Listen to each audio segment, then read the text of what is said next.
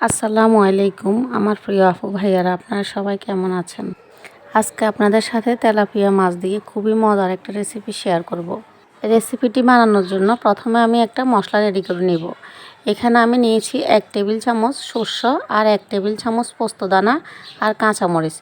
কাঁচামরিচটা আপনারা আপনাদের পছন্দ অনুযায়ী নিতে পারেন, যে হিসেবে জাল খেতে পছন্দ করেন সেই হিসেবে নেবেন। এখানে আমি তেলাপিয়া মাছ নিয়েছি।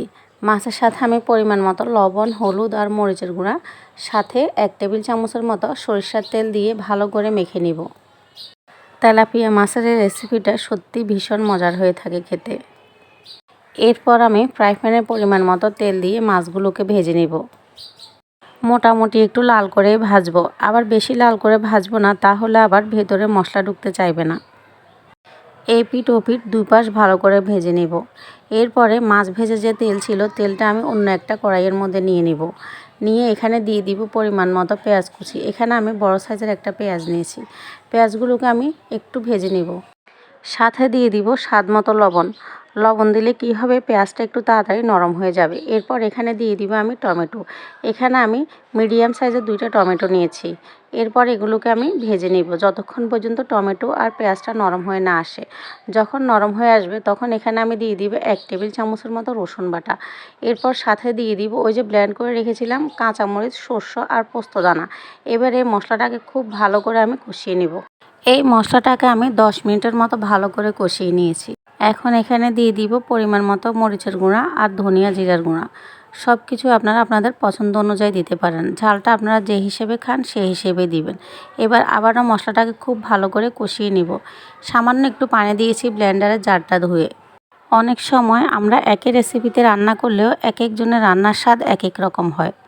এর কারণ হতে পারে মশলার ধরন আর মশলা কষিয়ে নেওয়ার উপর।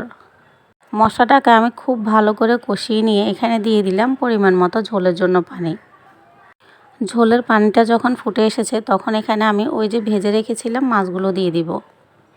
অনেক সময় চুলার আঁচ আবার টাইমের উপরও কিন্তু রান্নার স্বাদ নির্ভর করে। অনেক রান্নাতে হয়তো চুলার আঁচ বাড়িয়ে, আবার অনেক রান্নাতে চুলার আঁচ মিডিয়ামে রেখে রান্না করতে হয়। এটার উপরে কিন্তু রান্নার স্বাদ নির্ভর করে। অনেকে বলতে পারেন হয়তো একই রেসিপিতে রান্না করেও আপনার মতো হলো না।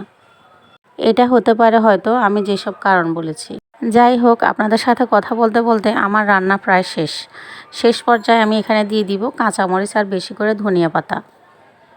আমার অনেক গুণী আপু ভাইয়ারা আছে যাদের রান্না দেখলে আমার অনেক ভালো লাগে। ওনারা আমার থেকে অনেক ভালো রান্না করতে পারেন। আজকের এই রেসিপিটি আপনাদের থেকে কেমন লাগলো জানাবেন। যদি আপনাদের থেকে ভালো লেগে থাকে তাহলে কিন্তু রেসিপিটি একবার হলেও ট্রাই করে দেখবেন। যারা এতক্ষণ আমার সাথে ধৈর্য ধরেছিলেন সবাইকে অসংখ্য ধন্যবাদ। সবাই ভালো থাকবেন, সুস্থ থাকবেন, আমার জন্য দোয়া করবেন। আমিও আপনাদের জন্য দোয়া করি। আল্লাহ হাফেজ।